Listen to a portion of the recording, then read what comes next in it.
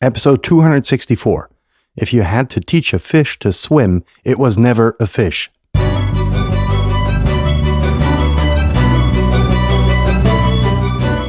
You're listening to the very best podcast in the world on health, wealth, and happiness. Please remember to leave a review and share with all your friends and family. And here is your host, Lars Hilser.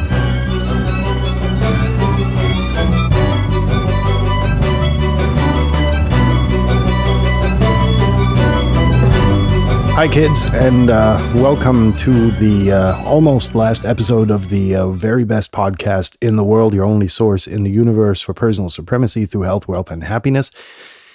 No. Almost the last episode of this crazy birthday week. Well, was it crazy? It was a crazy week, but it had nothing to do with this podcast's birthday.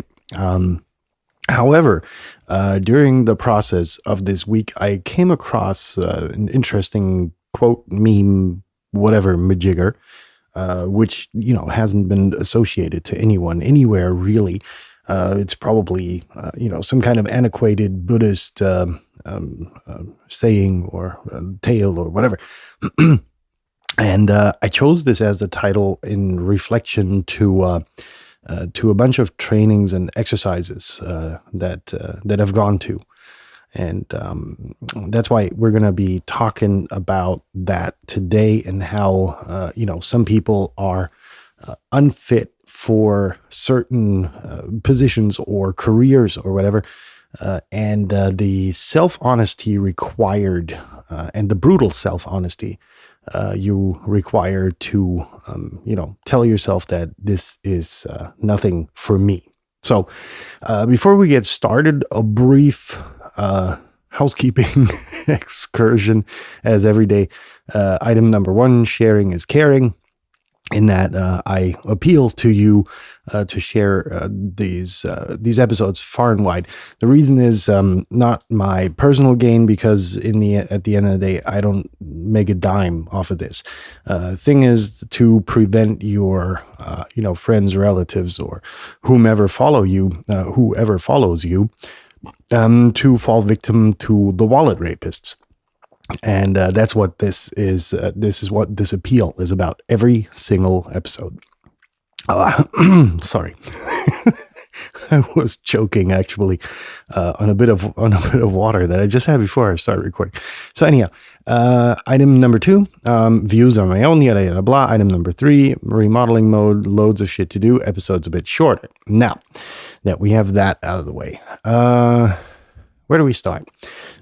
Many moons ago, I, was in what's called vocational training. I think, probably the equivalent of a college degree for all of you United Staters out there and other education system belonging to's.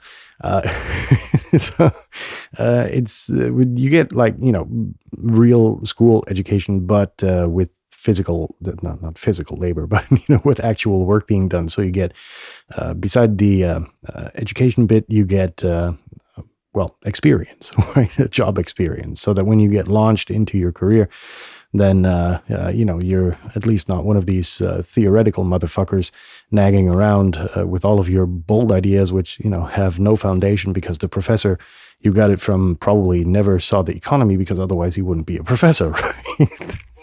Sorry to all of you in academia. I couldn't spare that one. Anyhow, that being said, we were, subjected to multiple trainings and scrutinies and, whatever in our careers, or our development rather, was being monitored quite where we were scrutinized. Let's put it that way. We were put under a fucking microscope.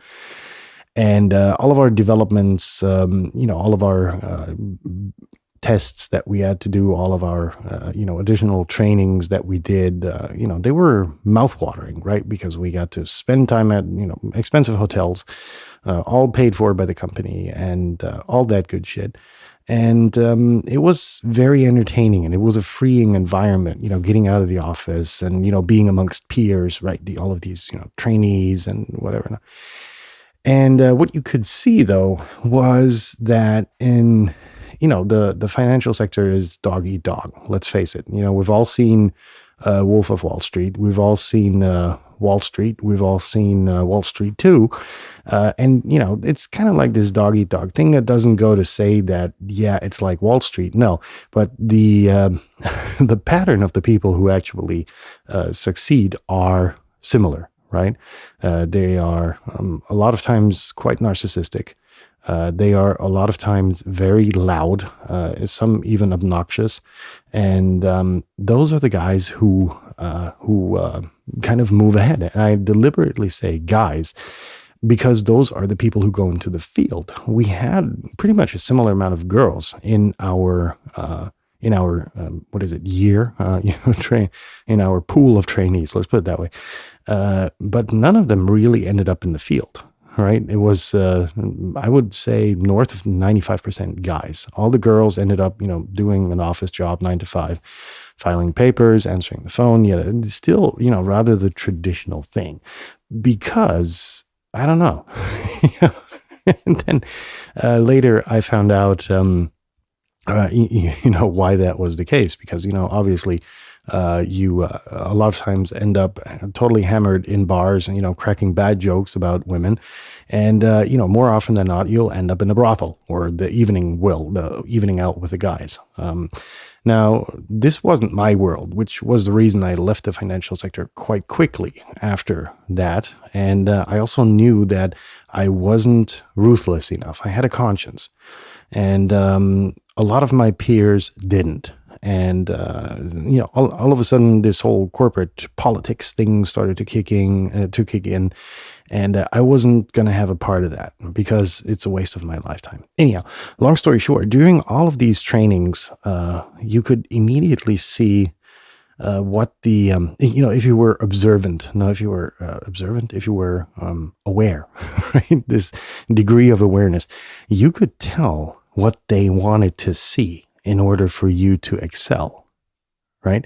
But you had to have this degree of awareness, which, all of these loud people didn't, right? And so you saw how, they were curated more or less into a direction where they were, made even louder in the group, right? And they were really groomed towards success. Now, I played along for a while, right? Because I knew what they wanted to see, and I'd figured that out pretty quickly. But I didn't feel really comfortable in that role, which was the reason I left the financial sector altogether later, a few years later. But it was interesting to merge into that role where you weren't really authentic. And that's the fucking point of this show. If you had to teach a fish to swim, it was never a fish. And I didn't belong into that crowd. I had the stuff. I packed the gear, as they would say in the military. I could have faked myself into that, pack of wolves. But I felt so uncomfortable there that I didn't. And, for the longest time, I did manage to stay afloat, and I, was part of the pack and everything. But it didn't feel good. And so that's where, same goes for the fire department work that I did, where I also got quite a few trainings where you could see, who was able to lead a team, who was able to keep a cool head, right? Because if you get to if you get to a call and things go shit and you panic, that sucks, right? People are going to die. And so, you could see really who had the potential to pull something like that off in even training situations, not to mention a real emergency that you get called to. So what I did notice about that is that in the financial sector, I didn't want even to be considered for a leadership role, even though I had been selected for additional trainings and so on and so forth. And it was my conscience that kind of kept me out of pursuing that further. Now, something else But kind of like along the line of the same experience was the fire department work and the trainings that I received therein, because I could see that I'm doing good, and the leadership qualities that were sought after were pretty similar, right? And I didn't have to play them; they were in me. But the interesting thing is really to be brutally honest and to come to the conclusion that while, yes, you could swim with the crowd, right? Like in the financial sector, but you feel uncomfortable, right? And that would inhibit your life long term to a degree where you just would become miserable. And then being blatantly honest to yourself and saying, okay, I could make a career here, but it would break me. And in that case, it's time to step down. This is not the weeding out process, right, of trying to teach someone to be a leader, because from my understanding, that doesn't really work, right? You can see those types of people, you can spot someone who doesn't belong into a suit 10 miles away. You can just sniff them out.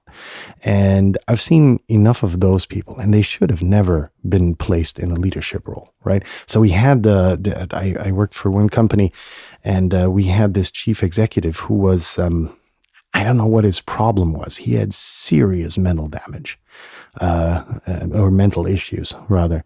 And, he was trying to be this narcissist, but he tried to convey dominance and, this alpha animal kind of posture and characteristics. But you could really see that it was just a facade, that, underneath he was insanely insecure, and he was busy planning his next fuck rather than, focusing on the company, right? He was so full of this power craze, where a lot of people really thrive on, but he couldn't convey it authentically. He wasn't at all a leadership personality. And anyhow, to make a long story short, and before we get out of control again, time-wise, 2 things to take away from this episode. If you don't belong in a crowd somewhere and you are supposed to be pushed into a direction, push back, right? If somebody foresees you for a role in an organization and you say, I don't want that, I don't feel well taking that, say no, right? The development there, the way there is just going to wear and tear on you too much. Don't take this one step, rather take 3, a few months, few years later, right?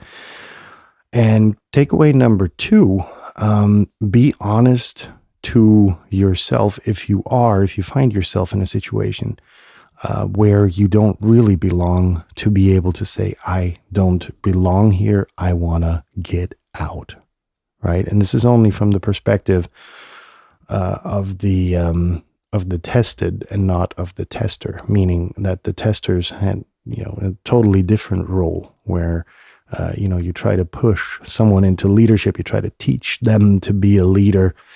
And don't do that, guys. It doesn't work. You can't teach leadership. Either it's a characteristic that you have, or it's a characteristic that you don't have. So please stop trying.